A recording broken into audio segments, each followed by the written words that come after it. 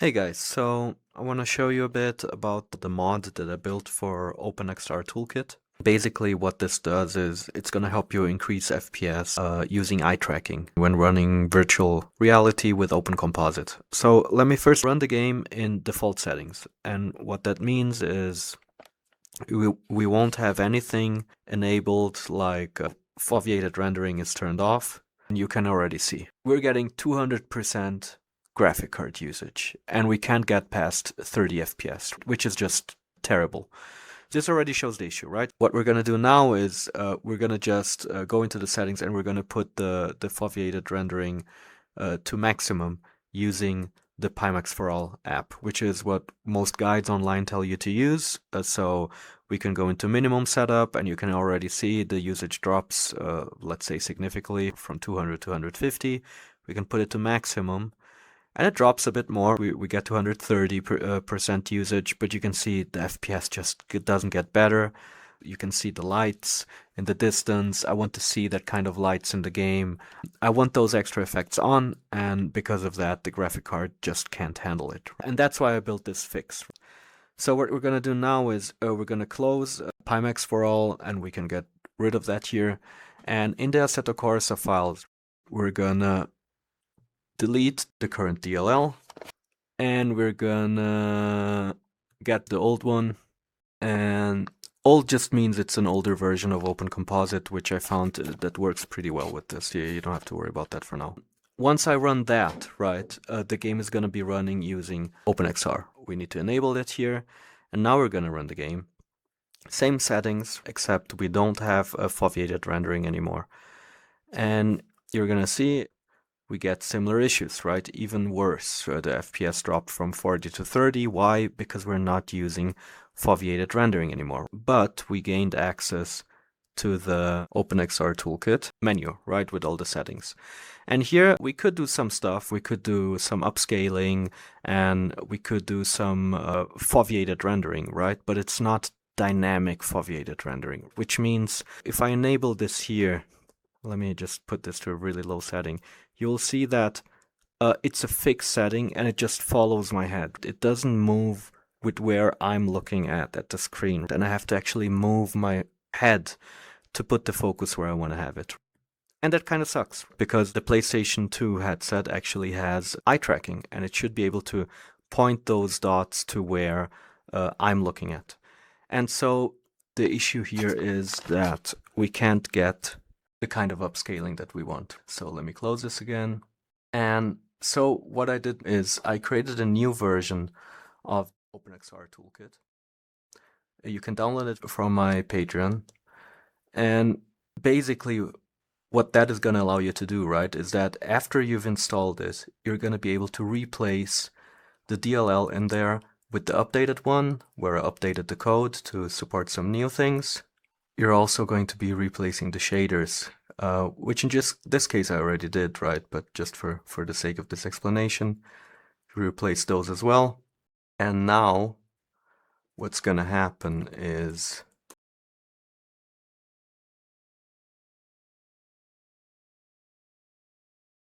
and now the interesting part is it actually can interact with the PSVR2 Toolkit.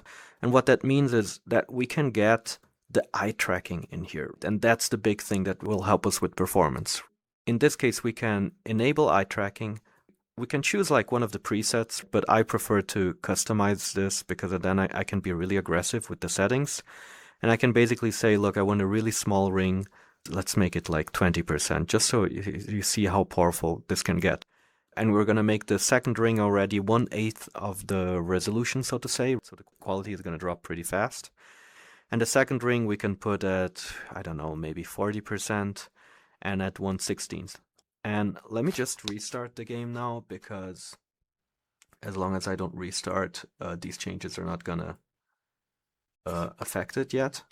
And now, as you can see, where I look with my eyes, the resolution gets better. But the speed indicator and the RPM indicator of the car should be pretty low res. And now, when I look down, they get higher quality, right? Basically, you can see already that it is giving us a bit more performance, right? And What we can do here is look at the indicator, and you can already see, right?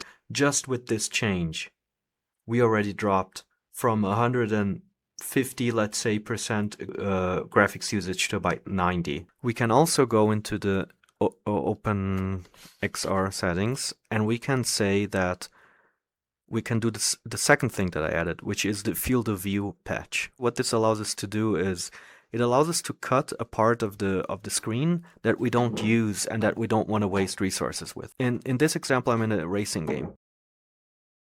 The data that is actually important for me is what is out there and out here and out there. I don't actually need to see what's happening on my feet, and I don't need to render the sky or the ceiling of the car all the time. But I just removed basically the whole ceiling of the car. And this is going to be too aggressive. Let's make it like 40%. So I can still see the sun blinds up there, but I can no longer see the ceiling above them. And that helps us a lot. And we can do the same thing on the bottom even more, because I don't need to see my feet while driving. So I can cut that out of the image, and I can basically say, let's cut out 50% from the bottom. And when I lean back and I look at the car, now you can see the result of this.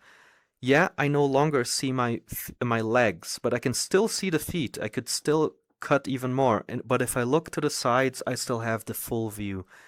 And I forgot to enable the most important thing, which is the crop resolution to FOV. Once you enable that, then basically it stops wasting graphics with that. Now let's take a look at Now look at that. We are in the same settings as before. We are still streaming. Well, not streaming, I'm recording, right? Record. I'm getting 90% flat FPS, and I'm only at 50% graphics because we're cutting all of that out. And that means I can increase more settings, I can run the game at better FPS. Basically, it depends on the game you're playing, but it opens up so much headroom for you to be able to cut out the parts that don't really matter. And again, this is on a laptop, right? So if you're on a computer with an actual graphic card that can pull more power, you can optimize this a lot. You can still add upscaling, which is not enabled yet. This is a thing I need to talk about, though. There is an upscaler inside of OpenXR. I don't recommend you use it. Well, it crashed the game every time I try to. But if you're playing Assetto Corsa like I am, in Custom Shaders patch, it has a built-in upscaler. If you go into Settings, Custom Shaders patch, and under the graphics part, the first one is called Adjustments. And this is only available in the paid version of CSP, and I urge you to get it, it's so much better. And in there you can enable upscaling. And if you enable upscaling, you can get even better performance. So this would give us a 10 to 13% graphic increase, even on top on what we already did. So that's a long story short. This is what you need to get it to work. Now, of course, I only showed you the highlights. If you want to install the whole thing, you need to install OpenComposite, you need to install OpenXR. But if you open the zip that I sent you, it has all the instructions. There is a README. The README goes really deep into all of the things, how to install it, what to do, how to set up all of this, where you get each part of software, how you configure each one, the values that I recommend for a game like a racing game. Of course, you need to adapt this to the game that you're playing. And also links to other projects where I took parts, like the crop to FOV, which was made by this guy, and other things.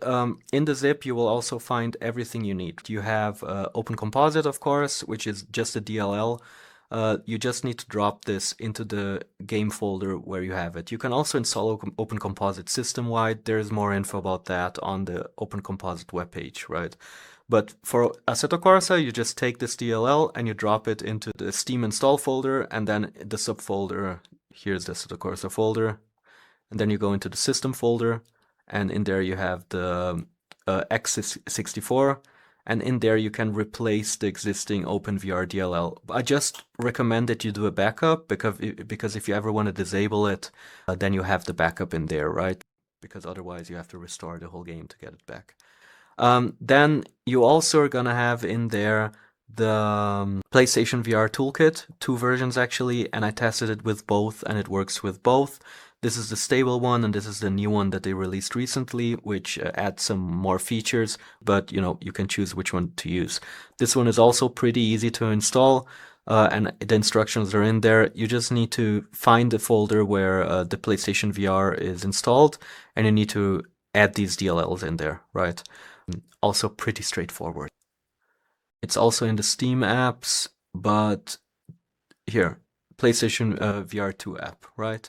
You go in there, it has the folder, a PlayStation VR plugin, and in there you have the binaries folder, Win64, and in there you drop all of these files. And then the PlayStation VR toolkit is going to be installed. And that's going to unlock the PlayStation VR to provide eye tracking to the computer, right? With that, you're going to have OpenComposite and the PlayStation VR installed. Then you just need to, basically, there's going to have a folder here called OpenXR Toolkit. And in there, it's going to have 2 folders, which is installer or the patch, right?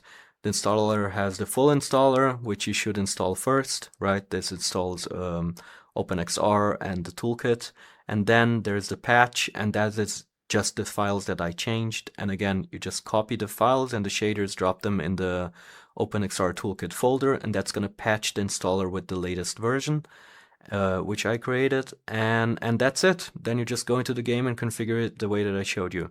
Guys, I hope this helped. I tried to make this as short and simple as possible. I also create Assetto Corsa servers, which are fully customized with custom, penalty system, custom ranked matchmaking, and all of that. If you want to have an experience that's a bit like iRacing, but with the Assetto Corsa physics, which are arguably better or at least more fun, you should check it out. It's a bit more laid back. You don't need to register for races in advance. You just hop on, play, and hop off, and you get a score and a credit.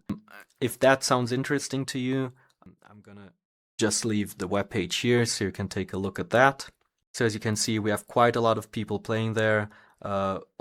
We just crossed 100,000 laps, so this is really amazing. I missed it creating this new plugin, which is kind of disappointing. But you can see it has, we have many servers. On each servers we have a ranked ladder and all of that. You can go into the server and check like who is currently in which position in which of the ladders. Please start playing because I'm currently number 1 and I'm definitely not good enough to be number 1. So guys, come compete with me, please. If you go in there, you will also find your information. It includes like your rank in each of the different leagues that we have. We are looking into adding more leagues, like for example a street racing league, which is going to be basically Need for Speed Underground racing, but with Assetto Corsa physics, which I think is going to be pretty awesome. Driving around.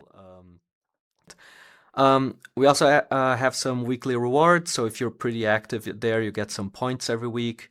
It shows your full lap history, every lap you did, and the time of each lap. It shows how many points you gained or lost on each of the matches that you made and on each of the leagues, right? So F1 or GT3.